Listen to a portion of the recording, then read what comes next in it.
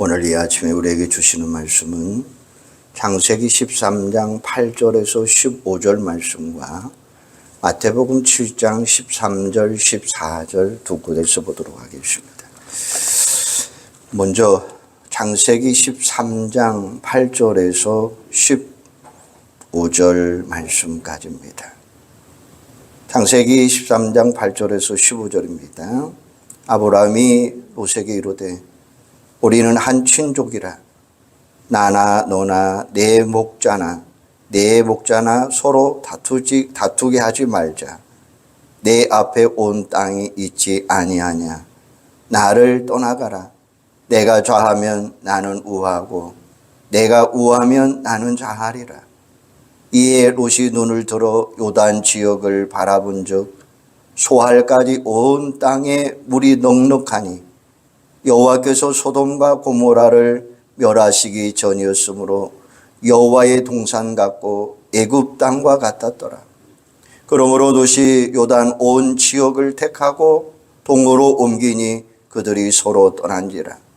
아브라함은 가나안 땅에 거주하였고 롯은 그 지역의 도시들에 머무르며 그 장막을 옮겨 소돔까지 이르렀더라. 소돔 사람은 여호와 앞에 악하며 큰 죄인이었더라.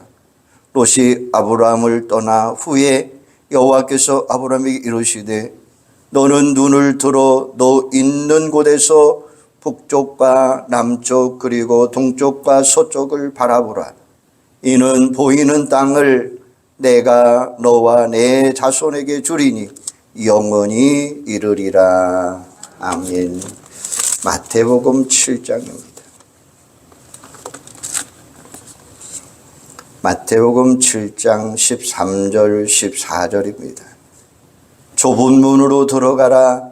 멸망으로 인도하는 문은 크고 그 길이 넓어 그리로 들어가는 자가 많고 생명으로 인도하는 문은 좁고 길이 협착하여 찾는 자가 적음이라.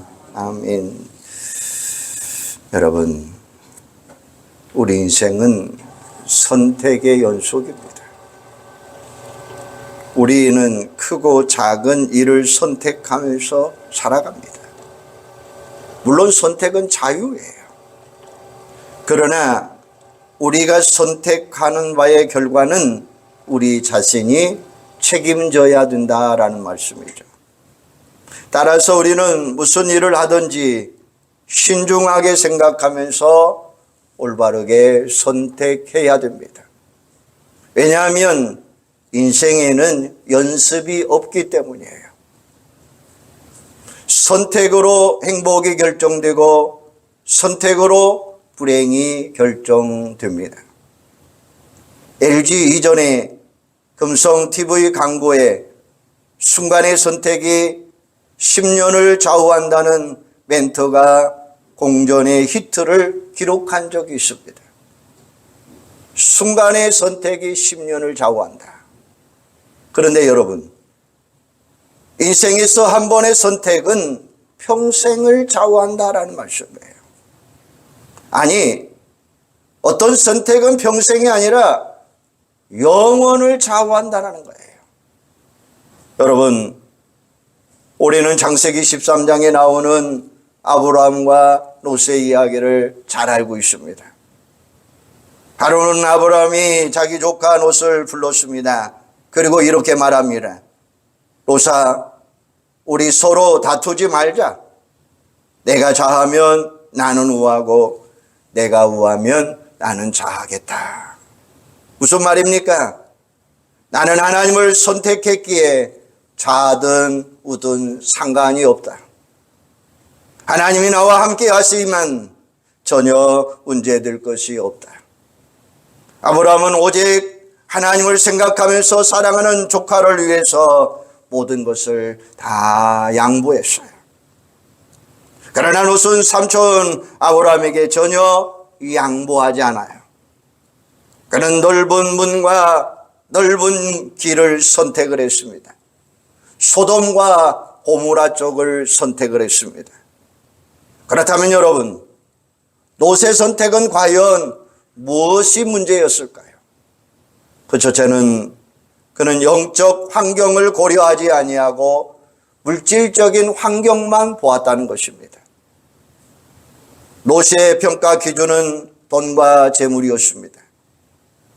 롯이 선택한 요단 평지는 물이 풍부하고 푸른 풀밭이 널려 있습니다. 중동 지역에서 살기 좋은 곳은 오직 한 가지 조건이 충족되면 되는데 그것은 바로 물입니다. 롯이 볼 때의 요단 골짜기는 에덴 동산 같았고 예굽 땅과 같았다라고 이야기하잖아요. 에덴 동산은 내 강물이 흐르는 곳, 그래서 그곳을 낙원이다라고 불렀어요. 애굽 땅은 풍부한 나일 강물이 있는 곳입니다. 농사든 목축이든 나일 강물 때문에 잘 될 수밖에 없어요. 너선 요단 골짜기를 바라보아 홀딱 반하고 말았어요. 바로 저것이다. 하지만 롯이 선택한 땅에는 너무나 큰 함정이 있었습니다. 그건 바로 소돔성이었어요. 소돔성은 아주 타락한 곳이에요. 13절에 보면 소돔 사람은 여호와 앞에 악하며 큰 죄인이었더라라고 이야기하잖아요. 소돔성의 최고 가치는 돈이었습니다. 돈이 지배하기 때문에 빈부가 섞여 살지 못하는 곳, 그것이 바로 소돔성이었습니다. 다음으로 소돔성은 성적으로 너무나 타락한 곳이었습니다.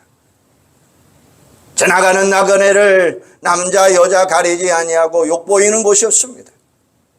여러분, 오늘날 내가 거주하는 곳은 어떤 곳입니까? 돈 벌기는 좋지만 타락하지 않으면 안 되는 그런 환경 속에 살아가고 있다고 하는 이야기죠. 물질 환경만 보지 마시고 영적 환경을 분명히 바라보시기를 바랍니다. 믿음 생활 잘 할 수 있는 것을 첫 번째 조건으로 삼으시기를 바랍니다. 두 번째, 그는 한쪽 방향만 바라보고 선택을 했습니다. 이에 롯이 눈을 들어 요단들을 바라본 적, 여러분, 그것으로 끝입니다. 다른 방향을 바라보지 않았어요. 창세기 13장 14절에서 보니까 하나님이 아브라함에게 뭐라고 이야기합니까? 너는 눈을 들어 너 있는 곳에서 북쪽과 남쪽과 동쪽과 서쪽을 바라보라 라고 이야기하잖아요. 유대인 속담에 가장 미련한 사람은 지난 일을 후회하는 사람이다 라고 이야기해요. 지난 일은 바꿀 수가 없기 때문에 매달릴 필요가 없다는 것입니다. 이 중요한 것은 남은 인생이에요. 남은 인생은 현재 선택에 따라서 좌우할 수 있다는 것입니다. 그러므로 이제부터라도 우리는 선택을 잘 하셔야 돼요. 선택을 잘하면 어떻게 해야 될까요? 유일한 해답은 오늘 말씀이 있습니다. 그것은 바로 안목을 높이는 일이에요. 13절에 잊지 말아야 될 구절이 있습니다. 눈을 들어라는 말씀이에요. 눈을 들어, 눈을 높여. 하나님은 아브라함에게 눈을 들어보라 라고 말씀하고 계셔요. 눈을 들어 동서남북을 바라보라. 성경에서 눈을 높이라고 하는 말이 많이 나오는데 시편 121편 1절에 보면 이렇게 말씀하고 있잖아요. 내가 산을 향하여 눈을 들리라. 나의 도움이 어디서 올까라고 말씀하셔요. 그러므로 이제부터 여러분의 눈높이를 높이시기를 바랍니다. 그렇다면 눈높이를 얼마나 높여야 될까요? 하나님의 관점까지 높이시기를 바랍니다. 하나님의 가치관까지 높이시기를 바랍니다. 하나님의 물질관, 하나님의 인생관, 하나님의 세계관, 하나님의 가정관, 하나님의 자녀관, 하나님의 직업관, 하나님의 국가관, 하나님의 도덕관, 바로 하나님의 안목으로 여러분의 인생을 바라보시고 하나님의 안목으로 저 세상 바라보시기를 바랍니다. 아브라함과 롯은 멀리 보려고 높은 산에 올라갔어요. 그런데 롯은 사방을 바라보지 아니하고 한 방향만 바라봅니다. 요단 골짜기 소돔성에 있는 곳만 바라봤어요. 가축 잘 되는 일만 보았지 인생 잘 되는 일은 바라보지 않았어요. 그 결과는 한마디로 말하면 비참 그 자체였어요. 롯은 아마도 거기에서 천국의 삶을 꿈꾸었을 것입니다. 하지만 그는 지옥 깊은 수렁에 빠지고 말아요. 넓은 문, 넓은 길의 종말은 멸망이었기 때문이에요. 반면에 하나님만을 생각하면서 족한 옷을 위해서 모든 것을 양보했던 아브라함은 어떻게 됩니까? 좁은 문, 좁은 길을 택한 아브라함은 무한한 축복을 받아요. 하나님은 그로 하여금 복의 근원이 되게 하셨고 땅과 자손의 축복을 주셨고 믿음의 조상으로 인쳐주셨어요. 이제 더 이상 전능하신 하나님의 능력을 제한하지 마시고 나를 통해 행하실 하나님 그분을 온전히 바라보는 여러분들이 되기를 바랍니다.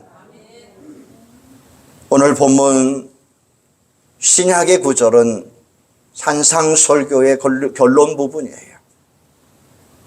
예수님은 자신의 산상설교에서 두 가지 의를 비교하면서 우리에게 말씀해 주셨는데 하나는 서기관 바리새인들의 인간적인 의이고 다른 한쪽은 서기관 바리새인들보다 더 나은 의, 곧 예수 그리스도 안에 있는 자에게 주지는 하나님의 의다라고 말씀하셔요. 그러면서 예수님은 이 두 가지 중에 한 가지를 선택하라고 말씀하셔요.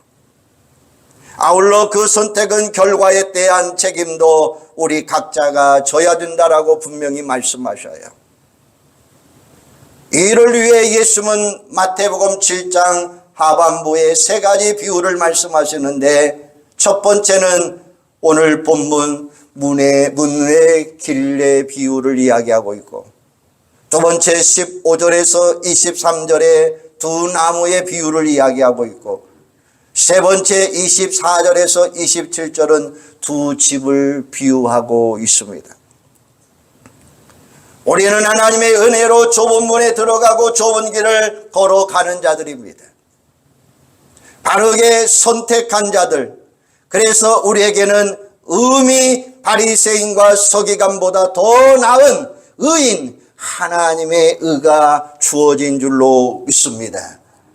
우리는 이미 천국 백성이에요. 그런데 이는 우리가 잘나서 그런 것도 아니고 우리에게 어떤 공로가 있어서도 아니에요. 인간적인 하나님의 은혜일 뿐이라는 사실이에요. 그러므로 이제 우리는 서기관과 바리새인들처럼 인간의 의를 결단코 내세워서는 안 된다라는 말씀이에요. 겸손한 마음으로 모든 영광 하나님께 올려드리는 여러분들 되기를 바랍니다. 그러면 두 문과 두 길입니다. 옛날에 우리나라도 마찬가지였지만 예수님 당시 유대인들도 성벽을 잠고 성 안에 모여서 살았어요. 성벽에는 많은 문들이 있었어요. 그중 가운데 있는 문은 제일로 컸고 그 길은 넓은 길이었습니다. 전쟁에서 아군이 승리하고 돌아올 때는 개선문으로 사용했습니다. 사람들이 모든 곳으로 나와서 승리하고 돌아오는 아군들을 환영했습니다. 또한 성벽의 후미진 곳에서는 언제나 작은 문이 있었습니다. 바늘귀처럼 좁은 문이었는데 다른 문이 다 닫히고 난 뒤에라도 꼭 필요한 경우에는 그 좁은 문을 통해서 들어오고 나가고 있습니다. 말하자면 비상구였죠. 만에 하나 적병들이 그 속에 한꺼번에 들어오면 안 되니까 그 주변의 길도 당연히 좁고 협착한 곳이었습니다. 여러분, 이런 광경을 염두에 두고서 예수님의 말씀에 귀를 기울여 보시기를 바랍니다. 너희는 넓은 문으로 들어가지 말라. 좁은 문으로 들어가라. 너희는 넓은 길로 걸어가지 말아라. 좁은 길로 걸어가라 라고 말씀하셔요. 지금 예수님께서 말씀하시는 넓은 문, 넓은 길은 무엇을 의미하고 계실까요? 한마디로 말하면 서기관과 바리새인들의 의예요. 그들은 자기들의 인간적인 의를 의시되면서 뽐냈어요. 마치 개선 장군이라도 되는 것처럼 모든 영광 자기들이 다 받으려고 했어요.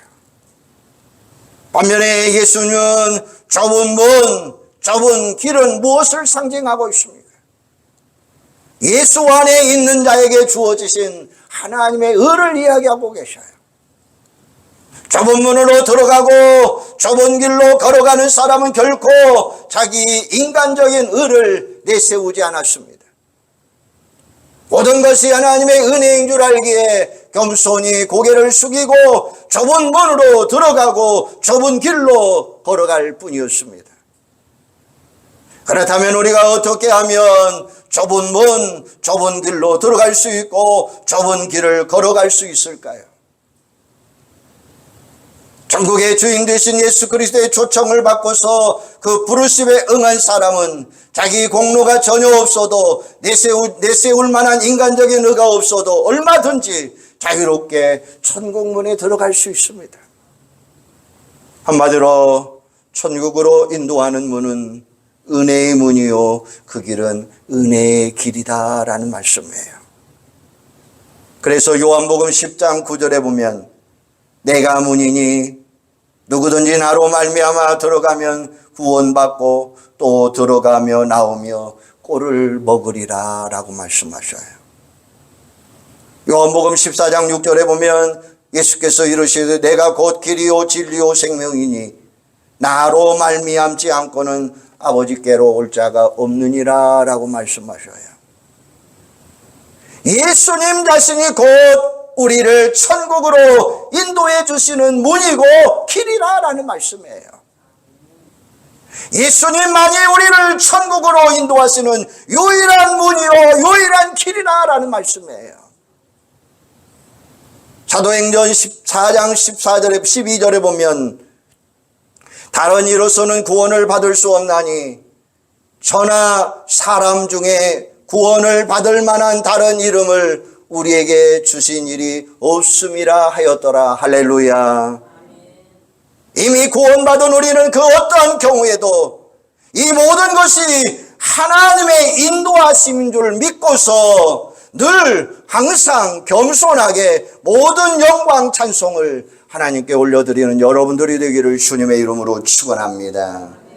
두 번째는 두 종류의 사람들이에요. 13절에 보면 넓은 문으로 들어가고 넓은 길에 서 있는 사람은 많다라고 말씀하셨어요. 14절에 보면 좁은 문으로 들어가고 좁은 길로 서 있는 사람은 적다라고 말씀하셔요. 우선 문과 길의 관계에 대해서 우리가 잠시 생각해 보십시다. 여러분의 생각에 문이 먼저일 것 같습니까? 아니면 길이 먼저일 것 같습니까? 문을 먼저 통과하고 나서 길을 계속해서 걸어가는 것입니까? 아니면 길을 다 지나고 난 뒤에 마지막으로 통과하는 문입니까? 어떤 사람은 문이 먼저라고 생각을 합니다. 좁은 문이란 예수 그리스도를 영접하는 신앙의 결단을 의미하고 그 뒤에 계속해서 우리가 천국을 향해서 걸어가야 될 십자가 길을 좁은 길로 보는 것입니다. 그럴 경우에는 문이 먼저일 것입니다. 반대로 어떤 사람은 길이 먼저고 문이 나중이라고 생각을 합니다. 신앙인으로서 십자가의 길을 계속해서 걸어가고 난 뒤에 마지막으로 천국을 향해서 통과해야 될 관문이 좁은 문이다라고 생각할 것입니다. 그러나 여러분, 예수님의 의도는 여기에 있습니다. 문이 먼저냐 길이 먼저냐, 예수님은 이걸 따지고 계시지 않아요. 지금 예수님은 두 가지 가운데 하나를 선택하라고 우리에게 촉구하고 계시는 거예요. 따라서 문과 길은 시간적으로 앞과 뒤에 문제라기보다는 나란히 함께 있다고 보아야 될 것입니다. 그렇다면 여러분, 왜 예수님께서는 좁은 문, 좁은 길에 서 있는 사람들의 수가 적다라고 말씀하셨을까요? 요한복음 14장 2절에 보면 내 아버지 집에 거할 곳이 많도다.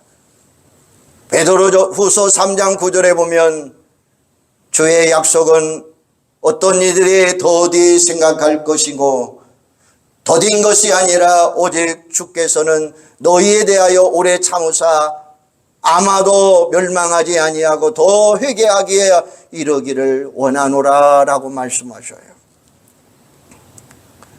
우리 하나님은 모든 사람들이 다 구원받고 천국에 들어오기를 바라고 계십니다. 그렇다면 천국에 이르는 문이 너무 좁아서 한 사람씩만 통과할 수 있기 때문에 길게 줄 서 있어 들어가는 수가 적다는 것입니까? 그렇지도 않아요. 요한복음 6장 37절에 보면 아버지께서 내게 주시는 자는 다 내게로 올 것이요 내게 오는 자는 결단코 내쫓지 아니하리라 라고 말씀하셔요. 오직 믿음으로 예수 그리스도께 나오는 자는 누구라도 좁은 문으로 들어갈 수 있고 좁은 길로 걸어갈 수 있다는 거예요.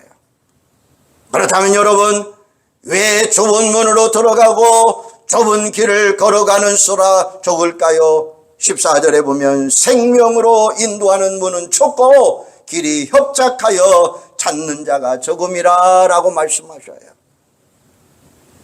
찾는 사람들이 적기 때문이에요. 사람들 스스로가 그 문과 길을 찾지 않기 때문이에요. 그 까닭이 무엇입니까? 그 문이 좁고 그 길이 협착하기 때문입니다. 사랑하는 여러분, 인간의 의로는 이 세상에서 그 누가 서기관들, 바리새인들을 능가할 수 있겠습니까? 그럼에도 불구하고 서기관과 바리새인들의 의로는 결단코 천국에 들어갈 수 없다는 말씀이죠. 천국에 들어가기 위해서는 하나님이 주시는 의를 받아야만 합니다. 그 의를 받는 길은 오직 한 가지밖에 없습니다. 하나님께서 이 세상에 보내주신 독생자 예수 그리스도를 나의 구주로 믿는 것밖에 없다고 하는 사실이에요. 하나님이 세상을 이처럼 사랑하사 독생자를 주셨으니 이는 그를 믿는 자마다 멸망하지 않고 영생을 얻게 하려 하심이라 라고 말씀하셔요. 예수 그리스도를 믿는 자에게 하나님의 의가 반드시 주어짐을 믿고서 주 안에 온전히 거하는 삶을 살겠노라 다시금 결단하는 여러분들이 되기를 주님의 이름으로 축원합니다. 세 번째는 두 종류의 종말이에요. 넓은 문, 넓은 길의 종말이 무엇입니까? 13절에 기록된 대로 멸망이다 라고 이야기했어요. 그렇다면 좁은 문, 좁은 길의 마지막이 무엇입니까? 13절에 기록대로 생명이다 라고 말씀했어요. 예수 안에 있는 자에게만 영원한 생명이에요. 백수단 정상의 전지에서 소낙비가 쏟아집니다. 그 빗방울이 조금씩 서쪽으로 기울면 압록강을 따라서 서해로 흘러내립니다. 반대로 그 빗방울이 조금씩 동쪽으로 기울면 두만강을 따라서 동해로 흘러가게 됩니다. 처음에는 똑같이 천지 속에 있었습니다. 그러나 얼마 뒤에는 수말리 떨어진 곳으로 떨어집니다. 왜 그럴까요? 서로 간에 선택한 방향이 달랐기 때문에, 서로 간에 가는 길이 달랐기 때문에 그 결과도 엄청나게 달라질 수밖에 없다는 거예요. 그러므로 여러분, 선택이 그만큼 중요하다라는 말씀이에요. 길을 걸어가는데 눈앞에 1,000원짜리 한 장이 떨어져 있는 것을 보았어요. 그리고 옆에 10,000원짜리 한 장이 또 떨어져 있는 것을 보았어요. 그렇다면 여러분, 그 두 장 가운데 어느 쪽을 선택하시겠습니까? 점잖으신 분, 체면이라도 그냥 보내고 그냥 지나치는 분도 있겠죠. 이것저것 따질 필요 없이 둘 다 주면 됩니다. 땅 위에 떨어진 돈은 둘 다 줄 수가 있습니다. 그러나 여러분, 문과 길의 선택은 달라요. 둘 다 선택할 수 없습니다. 한쪽만 반드시 선택해야 된다는 거예요. 한쪽은 반드시 포기해야 된다라는 말씀이에요. 예수님은 오늘 또 우리에게 재촉합니다. 너희는 좁은 문으로 들어가라. 너희는 좁은 길로 걸어가라 라고 말씀하셔요. 이 말은 아직은 그 문이 열려 있고 아직은 그 길이 열려 있다고 하는 사실이에요. 그렇지만 언젠가는 그 문이 닫히고 말 것입니다. 언젠가는 그 길이 통행을 막을 것입니다. 그때는 아무리 문을 두드려도 소용이 없어요. 우리는 이미 하나님의 은혜로 좁은 문, 좁은 길을 걸어가고 있습니다. 그러나 우리 주변에는 아직도 넓은 길로 걸어가고 넓은 문으로 들어가고 넓은 길로 걸어가는 사람들이 얼마나 많습니까? 사랑하는 여러분, 천국문이 닫히기 전에 우리는 그 생명들을 주님의 길로, 생명의 길로, 생명의 문으로 인도해야 될 줄로 믿습니다. 그렇다면 좁은 문, 좁은 길의 삶은 구체적으로 어떻게 살아가야 될까요? 이것을 예수님은 산상설교에서 우리의 심령은 가난해야 된다, 온유한 자가 되어야 된다, 남을 긍휼히 여기는 자가 되어야 된다, 세상의 소금으로서 자신을 녹이고 세상의 빛으로서 우리 자신을 불태우라라고 말씀하셔요. 예수는 우리에게 원수를 미워하지 말고 사랑하라, 우리를 박해하는 자를 위해서 기도하라, 비판하지 말고 비판받지 말라, 무엇이든지 남에게 대접을 받고자 하는 대로 남을 대접하라 라고 말씀하셔요. 그러면서 마태복음 7장 12절에 보면 그러므로 무엇이든지 남에게 대접받고자 하는 대로 너희도 남을 대접하라, 이것이 율법이요 선지자니라 라고 말씀하셔요.